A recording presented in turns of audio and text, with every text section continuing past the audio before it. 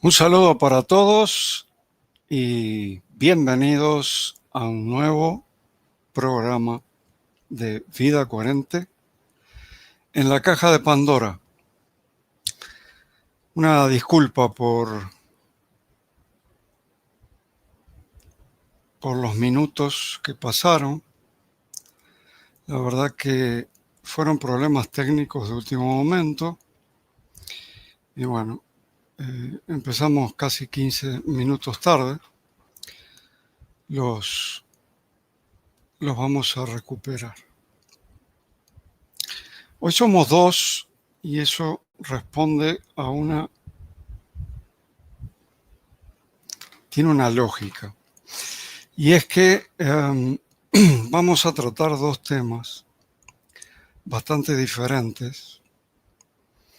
Y bueno, uno de los temas, digamos que lo investigué más, lo investigó más un servidor, y el otro tema lo estuvo investigando la maestra Florencia. Ustedes saben que, de paso, la maestra Florencia Pues les saludo con el gusto de siempre. Estamos aquí compartiendo los enlaces para que nos puedan acompañar todos, pero bueno, en un momento ya estoy del todo con ustedes. Muy bien. La otra parte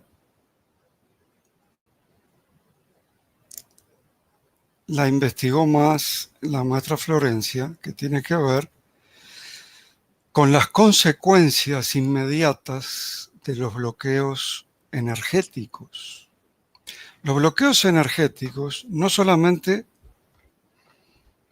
o sea, son un problema de energía, pero después se convierten en problemas glandulares, bioquímicos. Hay una cantidad de detalles. Uno cree que reprimiendo un estado de enojo ya no va a segregar más y sigue segregando lo mismo. Entonces, son cosas que hay que tener en cuenta porque se sienten más, es lo que más sentimos nosotros, es lo que tenemos más cerca. Y eso lo va a exponer la maestra. Me han preguntado por qué estoy asociando tanto este tema de los bloqueos energéticos con el tema de la conciencia.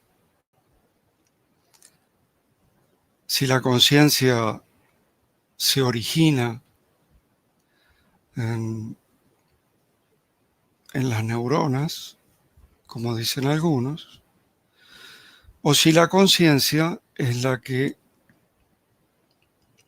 crea el mundo circundante, manifiesta el mundo circundante. Esas son las dos posturas.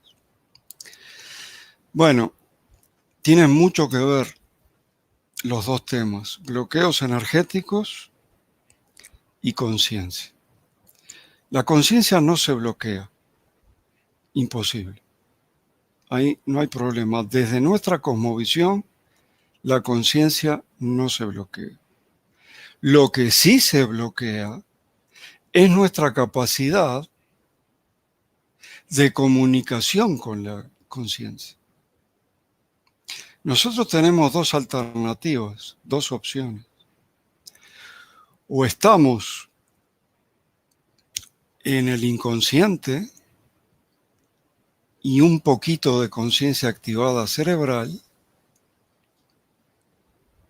y desde allí decidimos que en realidad es una decisión falsa porque no la tomamos nosotros, la toma mucho antes el inconsciente, o nos comunicamos vía corazón, que está directamente conectado con la conciencia, como afirmó en el 2005 Rollin McCarthy, ni más ni menos que el director de investigación del Instituto HeartMath de California.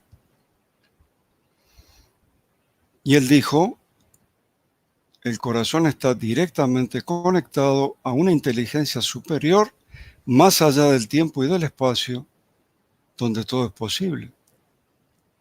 Y después aclara que esa inteligencia es igual al orden implicado de David Bohm.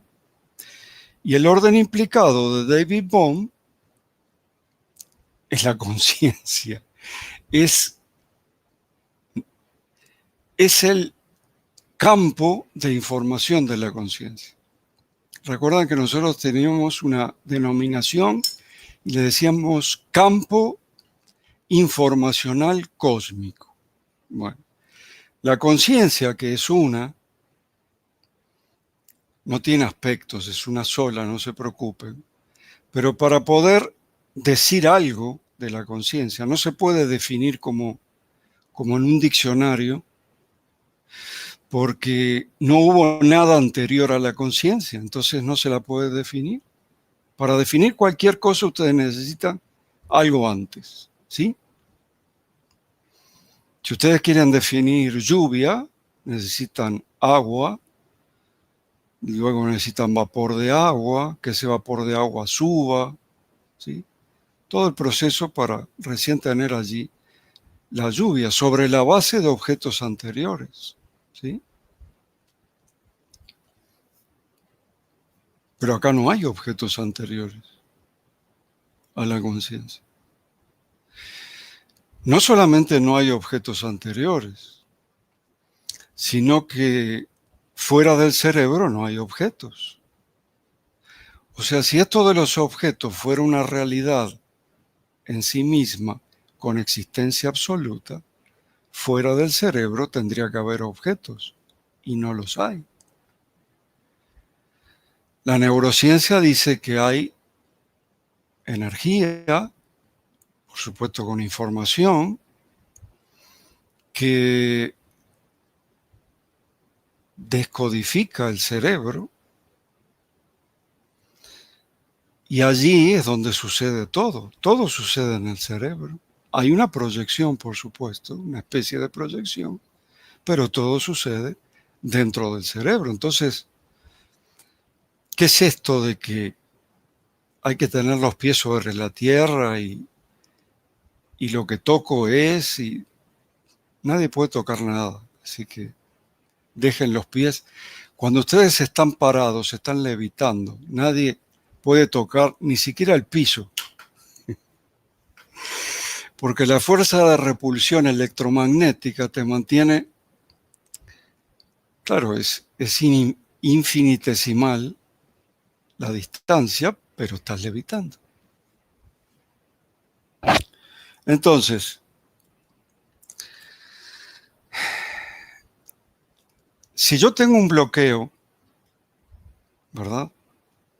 Supongamos, por poner un ejemplo, porque puede ser en cualquier campo energético, pero si tengo un bloqueo en el campo del corazón, el más grande, el que me cubre, el que conecta, entrelaza directamente con la conciencia, pues voy a tener problemas. Voy a tener problemas para meditar, voy a tener problemas para entrar en el ámbito de la conciencia, voy a tener problemas para escuchar el corazón. Esto no es solamente sentarse a meditar. Decía Greenberg que este tipo de meditación que usamos nosotros, autoalusiva, está por encima de todos esos rituales.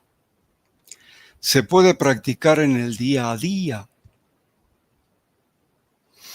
pero no puedes escuchar a tu corazón, que de paso no habla con palabras, sino te manda toda la idea, es ideográfico, es una idea global, con todo y emoción. Hay gente que está muy entrenada en escuchar su corazón.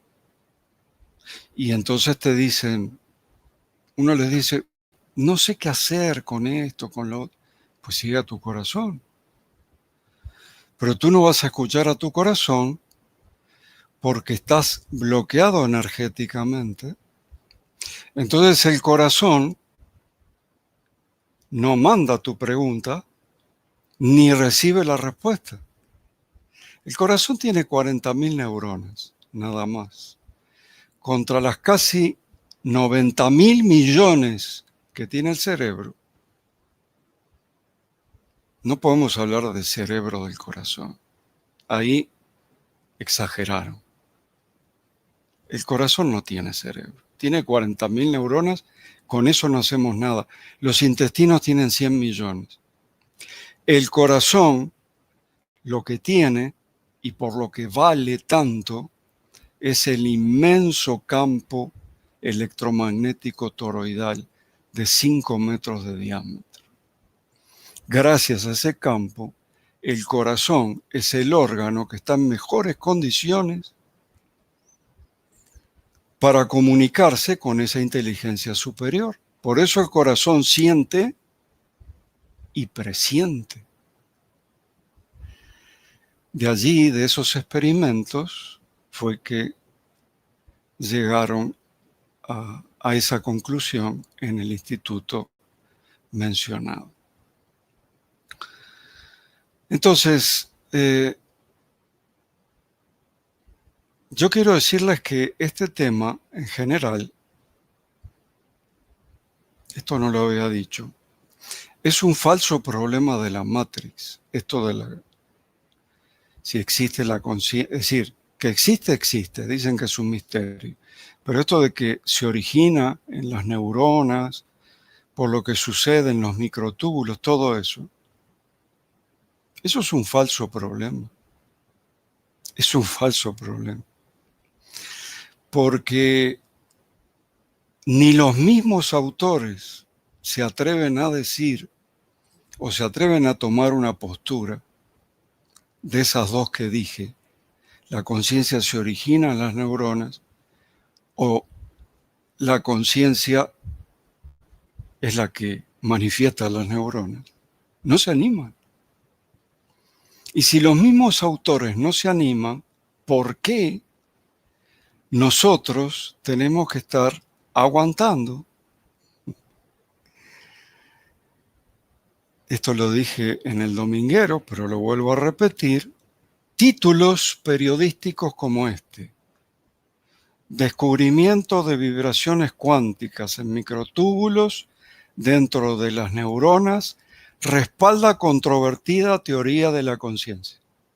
Acá está hablando, obviamente, como epifenómeno de la evolución neuronal.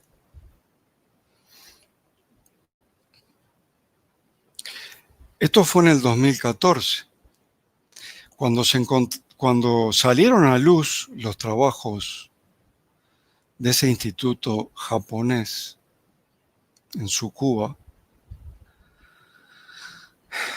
de ese investigador con nombre muy extraño, Anirban, y un nombre extraño, Bangyopallay, una cosa así. Lo que estudió este hombre fue procesos cuánticos en temperaturas cálidas. Resulta que los microtúbulos defienden ese proceso cuántico si el cerebro se calienta demasiado. Y hay veces que sí, calienta demasiado. Pero los microtúbulos operan como de aislante de ese calor, mantiene una temperatura estable y entonces el proceso cuántico, que se llama reducción objetiva orquestada y que es más o menos parecido a lo que ustedes, la mayoría de ustedes que les gusta estos temas, conoce como colapso de función de onda, no es igual, pero es análogo, haría las veces. Sí se puede llevar a cabo. Entonces, esas neuronas están habilitadas para trabajar con conciencia. Por eso yo les digo neuronas activadas. Básicamente las que están en la corteza, el lóbulo prefrontal. Hay unas pocas en el cerebro neuronas activadas en condiciones de trabajar con la conciencia. Y la mayoría del cerebro tiene esa función desactivada. Nos mostró lo que se hizo en el 2017, que fue un trabajo de investigación con anestesia general. Esto fue un artículo que me facilitó una amiga de España, a quien le agradezco mucho. Yo no lo había visto, pero resulta que en el 2017 se estudió,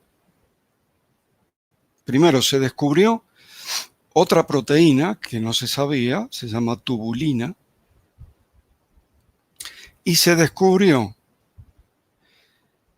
que la química que se utiliza para la anestesia, combinada con la tubulina, provoca una vibración que inhibe el proceso cuántico. Por lo tanto, apaga la neurona. O sea, la conciencia, cuando estás en anestesia general, está apagada. El que tuvo la oportunidad de estar con anestesia general lo debe recordar, porque lo último que uno ve es que está en la mesa del quirófano y lo segundo que ve, como si no hubiera pasado tiempo, es que está en la cama del hospital. Está desconectada la conciencia de esas neuronas donde estaba habilitada.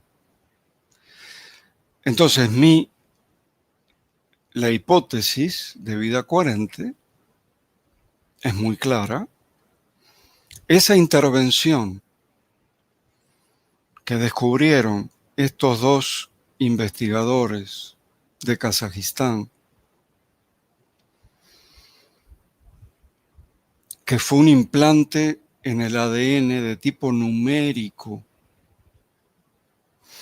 y un matemático también de Kazajistán concluyó que era un sistema algebraico computacional de alta complejidad. Nuestra hipótesis es que los algoritmos que surgen de ese sistema son los que no permiten que el cerebro tenga más conciencia activada. Yo acepto que la parte antigua del cerebro, el cerebro instintivo, que le dicen, para salvarnos la vida, para la conservación de la especie, bueno, ese es bien automático, estoy de acuerdo que no sea consciente. Pero hay partes del cerebro que le llaman cerebro emocional, que hace cantidades de operaciones, pero cantidades. Operaciones, intercambios, en fin, de todo hace. Hay mucha bioquímica allí dentro. ¿Por qué eso es todo inconsciente? ¿Por qué eso está deshabilitado? Yo no creo que sea casualidad. ¿Cómo vamos a tener un inconsciente que se traga 11 millones de bits por segundo y una conciencia activada cerebral que solamente puede guardar 50 bits por segundo?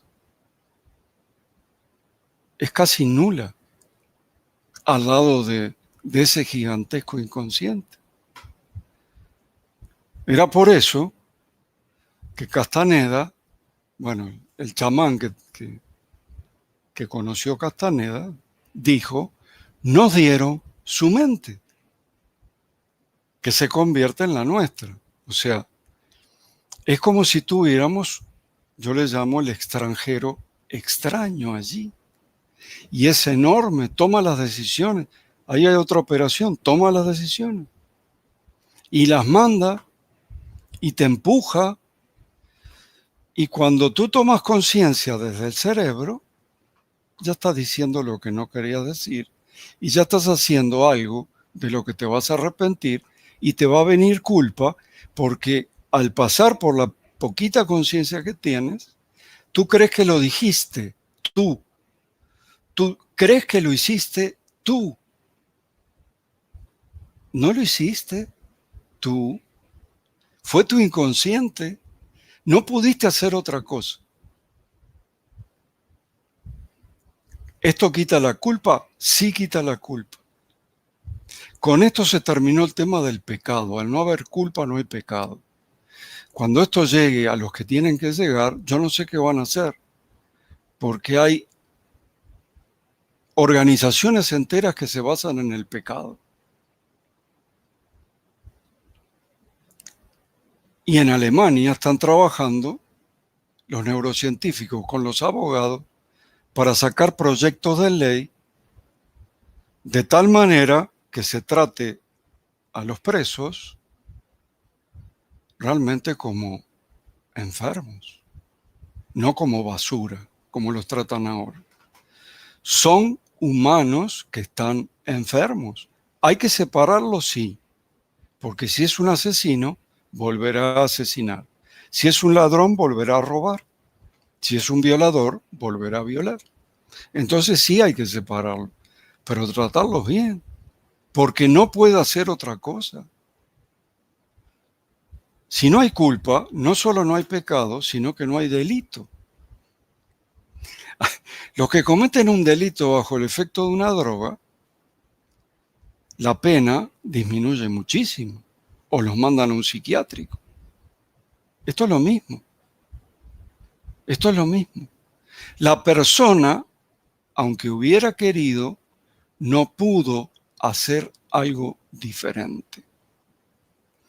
Entonces, ¿cómo no nos vamos a preocupar por los bloqueos energéticos si la única manera de hacer algo diferente es saliendo del cerebro inconsciente,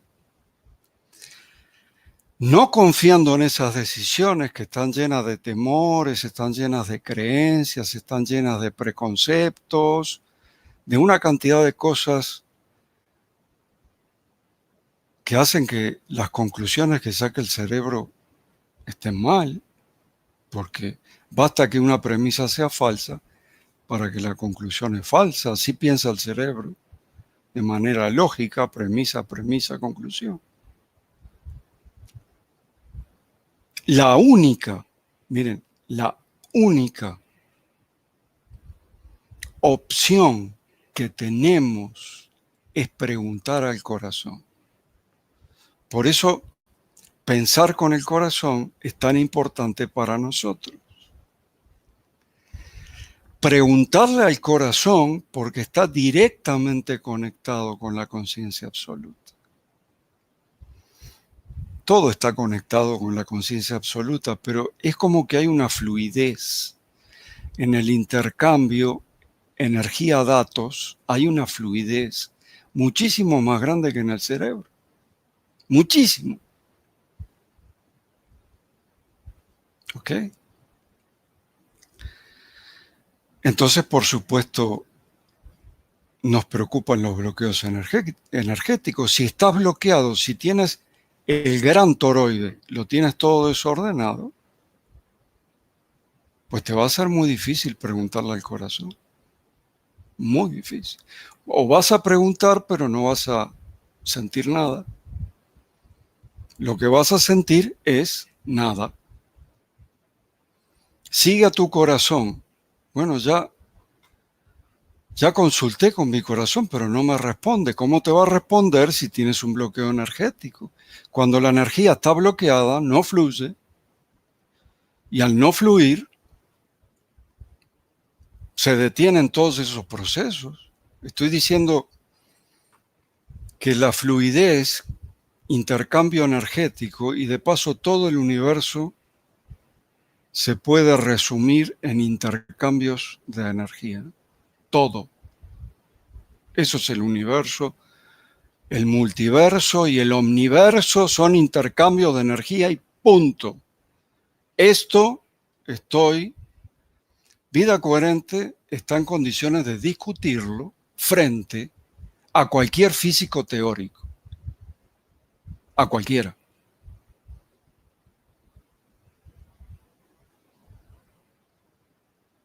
Entonces, estando bloqueados, no tienen la única alternativa. Y ustedes me dirán, no es que no podemos tomar decisiones nosotros, la decisión de ir al corazón, esa es la única que sí, porque una vez que te diriges a la conciencia, es como que la conciencia protege esa decisión. Mira, la conciencia no te obliga, la conciencia no te empuja, la conciencia no te apura, la conciencia deja que experimentes, que te des la cabeza contra la pared para que aprendas. Permite todo eso. El que empuja es el inconsciente. El que es duro es el inconsciente. Pero una vez que tomaste la decisión de irte a la conciencia, sí te vas. Sí te vas. Lo sé porque lo hice. Lo sé porque lo hice. Tengo certeza plena de que soy la conciencia. No es el ego mi verdadero yo. Bueno, eso ya lo dice la neurociencia de forma abierta. Mi verdadero yo es la conciencia. Entonces, les leo uno más, un título más de estos tan bonitos. Vibraciones cuánticas, se está refiriendo a la tubulina. Vibraciones cuánticas en proteínas cerebrales, posible origen de la conciencia. No puede decir eso. No puede decir eso.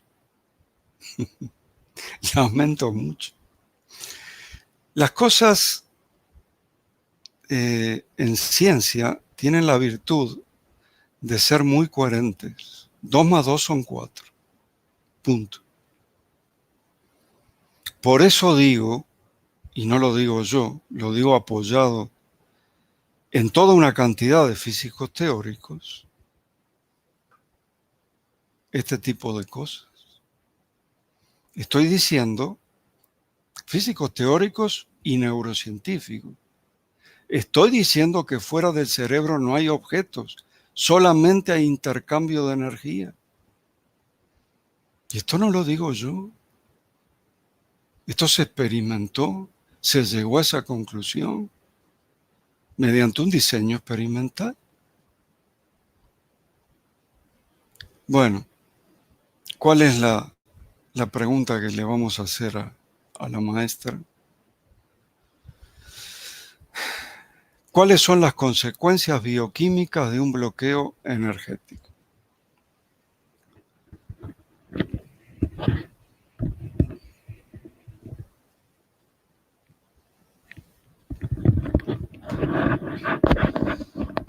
Bien, antes que nada, pues les saludo ahora sí, ya por completo con ustedes.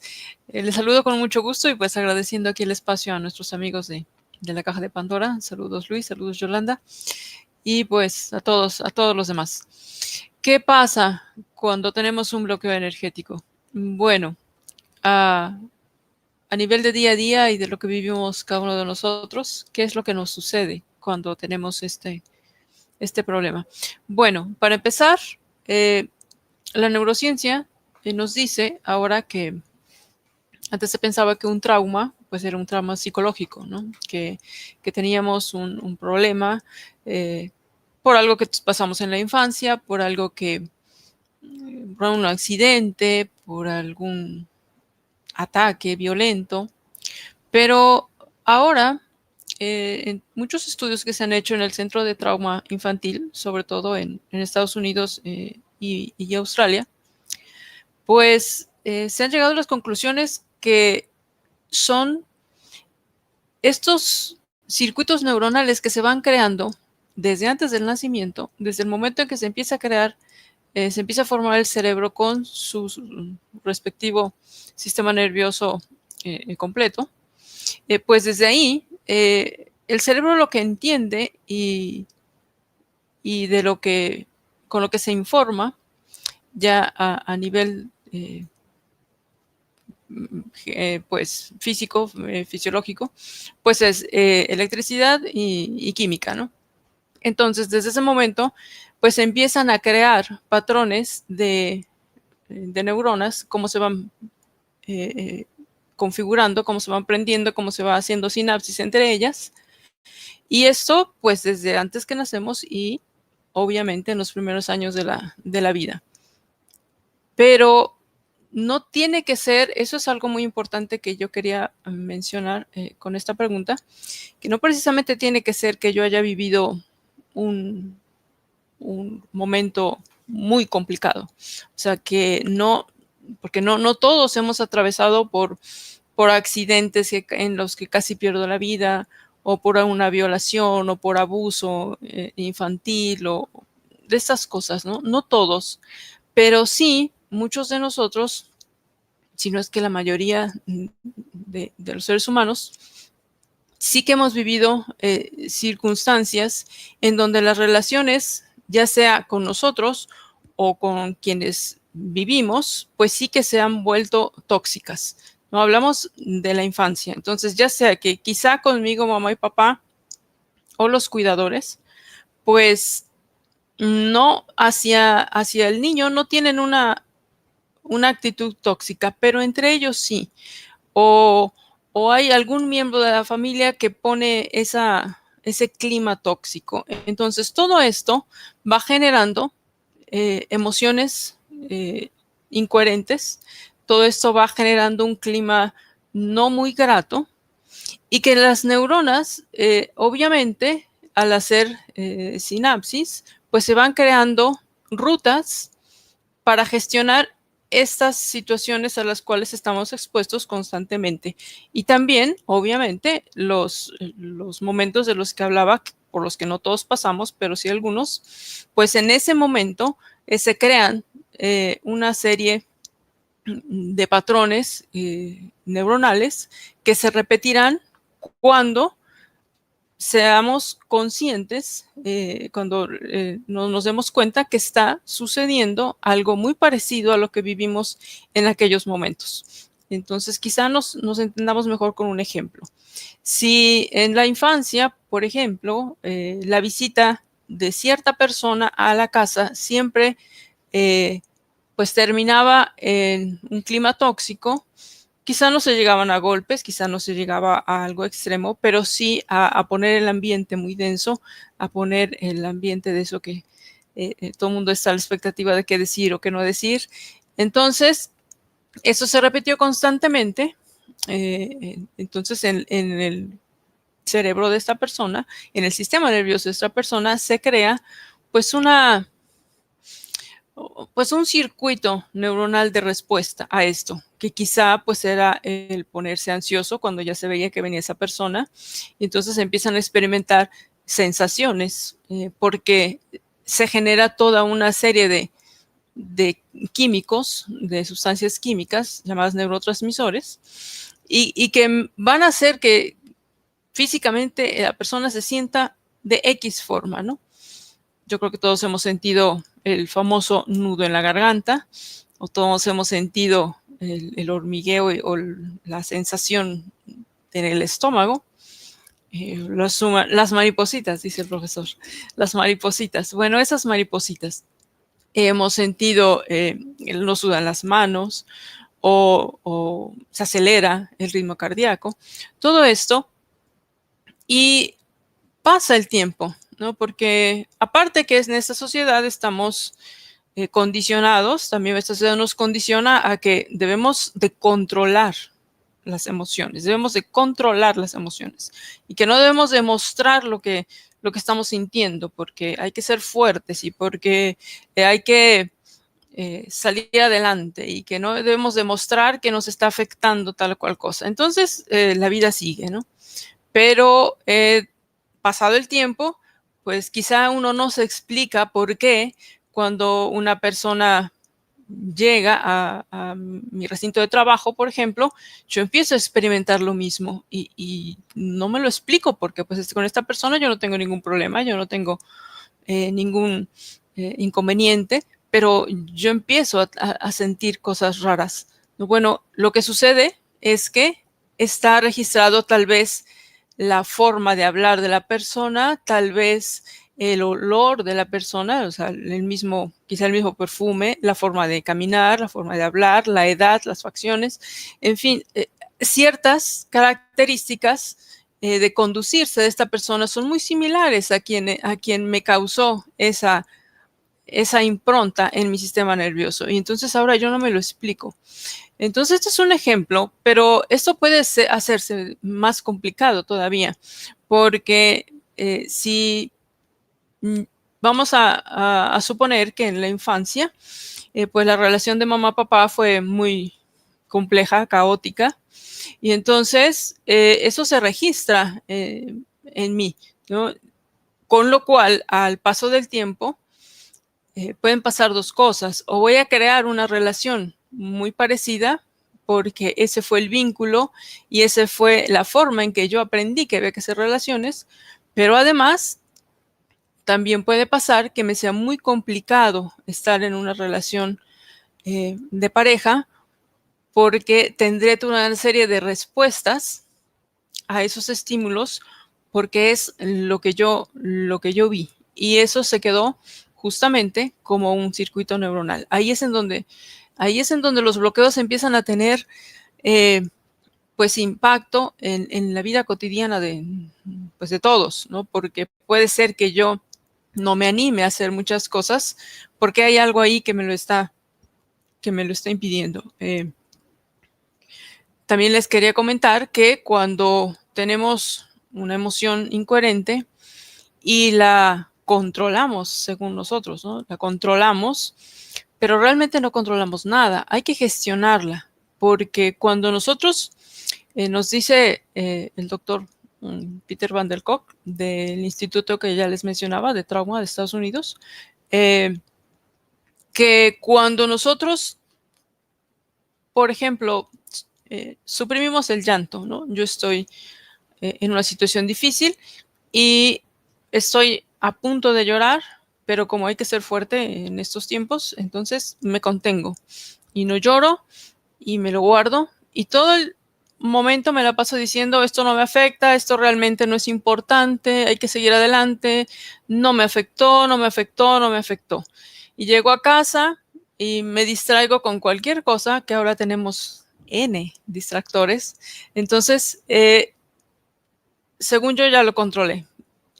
Pero lo que no sabemos o no sabíamos hasta ahora es que durante todo ese tiempo que según nosotros controlamos esta emoción, mi cuerpo siguió adelante con el proceso. Mi cuerpo siguió secretando todas las neurotransmisores, adrenalina, que a su vez esa información la reciben las glándulas adrenales y secretas cortisol.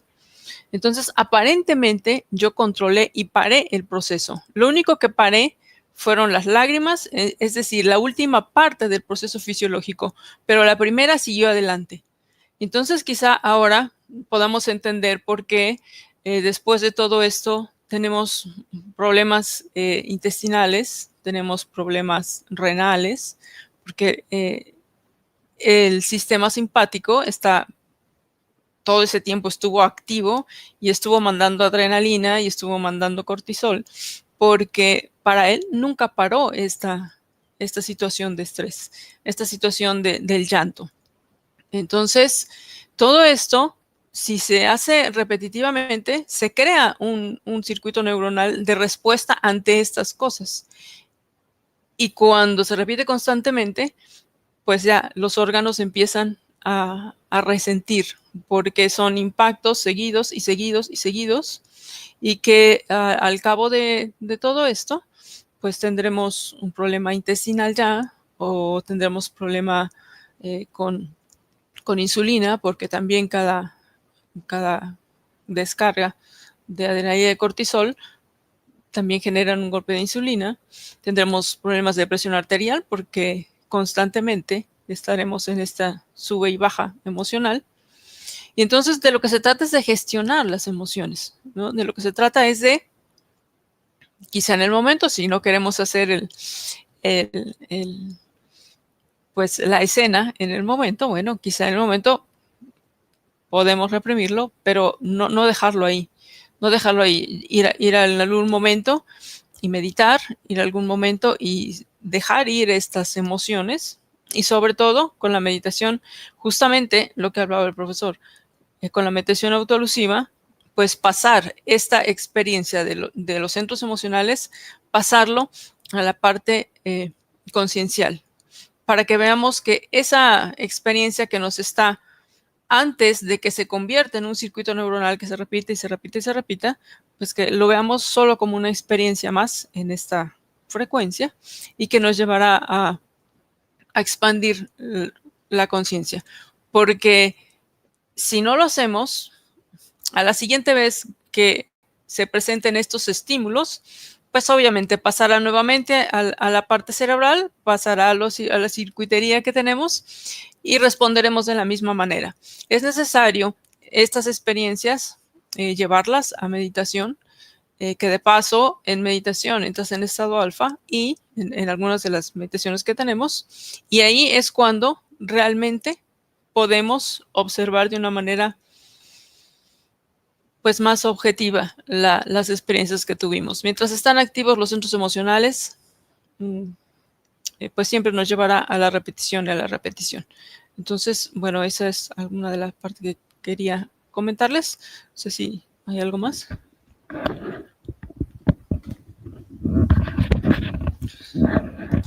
Disculpen la tecnología, pero ya para la próxima no sabemos qué pasó, pero el programita que nos conecta a YouTube no quiso, rechazó el micrófono ambiental, no sabemos por qué. Así que estamos en este proceso de intercambio de micrófonos ahora. Siendo que tenemos un buen micrófono ambiental. Bueno, dentro de 7 años se cumple un siglo que Einstein, frente a todos sus colegas, a los principales, estoy hablando de Heisenberg, Schrödinger, Bohr, Dirac, los principales de aquella época, dijo que cualquiera que esté seriamente involucrado en este tipo de búsqueda se va a convencer que hay un espíritu que se manifiesta en las leyes del universo, un espíritu inmensamente superior al ser humano.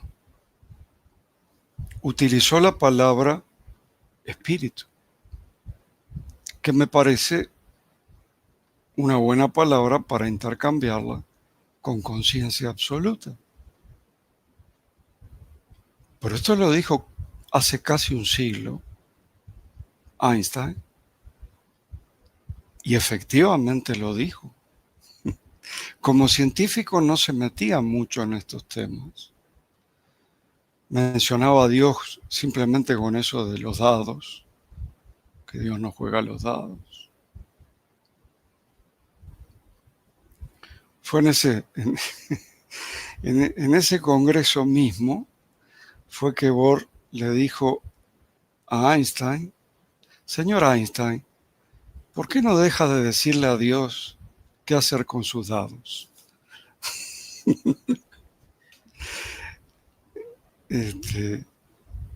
Discutían mucho Niels Bohr y Albert Einstein.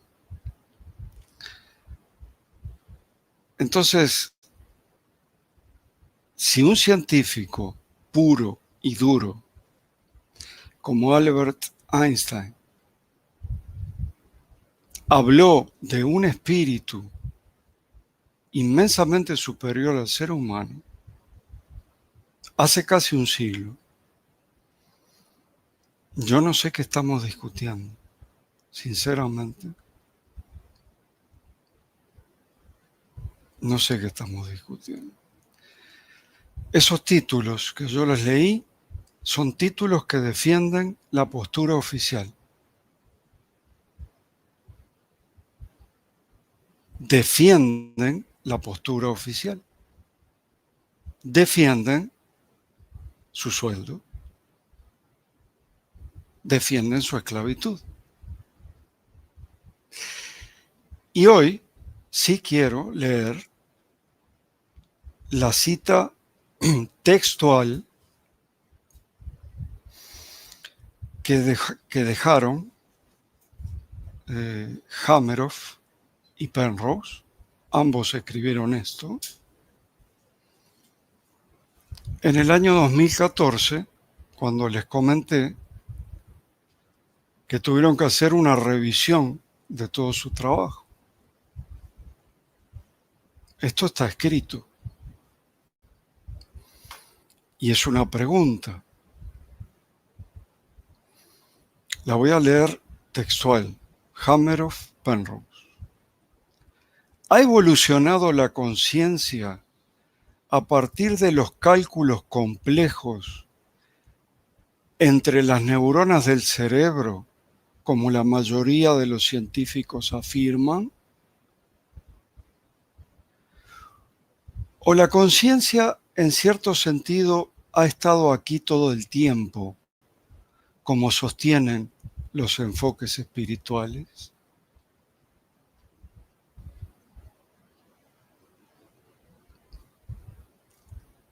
Ellos mismos dicen: sabemos que esto abre una potencial caja de Pandora, pero de la otra pasada, de la leyenda, ¿no? Pero nuestra teoría toma en cuenta los dos puntos de vista. El que sugiere que la conciencia deriva de las vibraciones cuánticas en los microtúbulos, polímeros de proteína dentro de las neuronas cerebrales,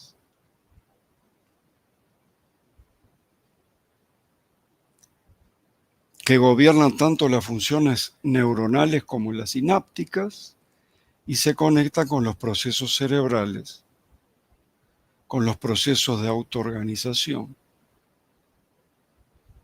cuántica, protoconsciente, hablaban ellos, de la realidad. Toman en cuenta las dos. ¿Quiénes somos nosotros para venir a defender posturas sobre una investigación que no es nuestra? Una cosa es tener una cosmovisión que ya parte de la base de una conciencia como entidad, que es nuestro verdadero yo. Y otra cosa es publicar las posturas que en realidad son contrarias a estos dos investigadores. Recuerden que Hameroff fue el único científico que habló sobre esto y dijo: La conciencia humana está hecha de la misma tela del universo. Creo que con eso está todo dicho del sesgo que tiene esta investigación, que es apasionante. Después de todo, estén de acuerdo o no estén de acuerdo, es una investigación apasionante. Así que continuaremos,